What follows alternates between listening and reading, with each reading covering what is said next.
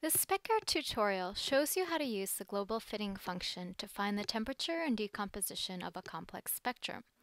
We start by opening an experimental spectrum from air in a plasma torch. To get a good agreement with the experimental data, we also import the slit function, which represents the broadening of lines during the measurement. We make sure to normalize it.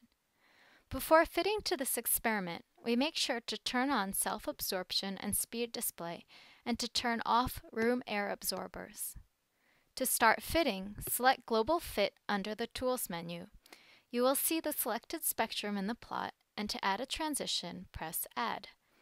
If possible, the program will automatically find the best transition and temperature, so in this case, we just have to select Add Transition to start the fitting.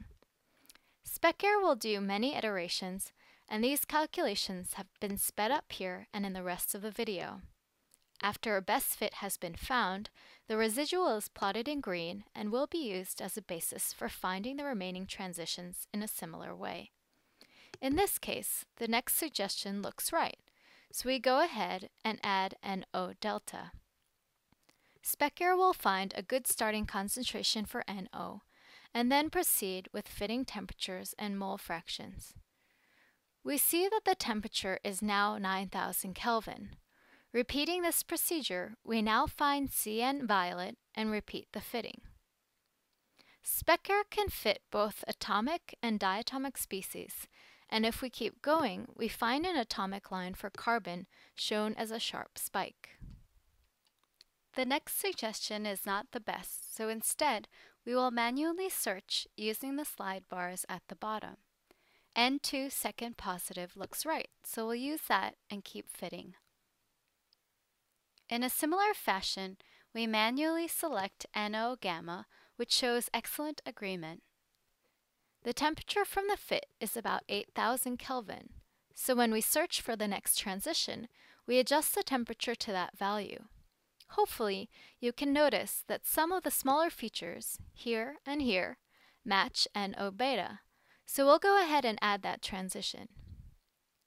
Since we now have several transitions for NO, we will go ahead and add the other relevant transitions for the same species, starting with NO beta prime. The temperature is still about 8,000 Kelvin, as we go ahead and add NO gamma prime as well. The next transition is NO epsilon, which we notice was also prominent in the same wavelength range. Now the fit looks pretty good, and although there are quite a few transitions, we can keep going. As we scan across the different transitions, you can see that most of them are already selected or are not relevant. O2 Schumann-Runge looks interesting though. We see that there are some features that match and that the overall shape of the curve is similar to the residual. After this transition, we can try one more time to add the spectrum. This time, there doesn't seem to be anything left that matches our spectrum, so we will limit our future optimization to the transitions we already have. With so many parameters associated with the transitions, it may be necessary to iterate many times to reach a global minimum. We can reduce our initial search space, the final accuracy, and the number of iterations before we hit optimize, at which point the temperature and all mole fractions are optimized numerically. We can go back in the history to compare temperatures, for example. In this case, we see that the temperature is still changing between iterations, so we go ahead and iterate 2 more times. The residual is now relatively flat, and we've optimized many transitions, so we press Cancel to return to the main Specair window. Just to be safe after hours of work, we'll save the file before calculating our full spectrum and normalizing it. For better contrast, I'll change the color to red, and to retrieve the residual, I will select both spectra and choose Subtract Spectra in the Data menu.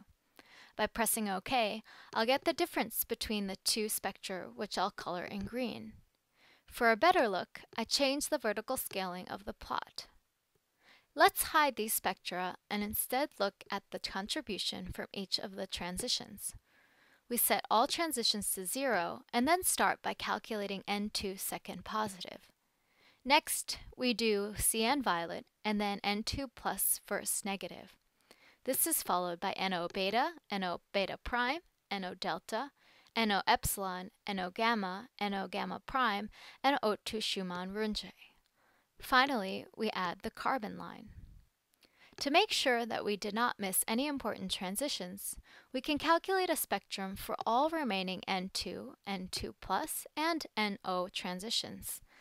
They are not seen immediately, and if we zoom in, we can verify they are all orders of magnitude lower than the rest. So, to conclude, we have automatically fitted an experimental spectrum and found that the temperature for this plasma was about 7,400 Kelvin. We have also found the mole fractions for 6 species through a combination of 11 different transitions with excellent agreement. For more information about Specair, please visit our website at SpectralFit.com.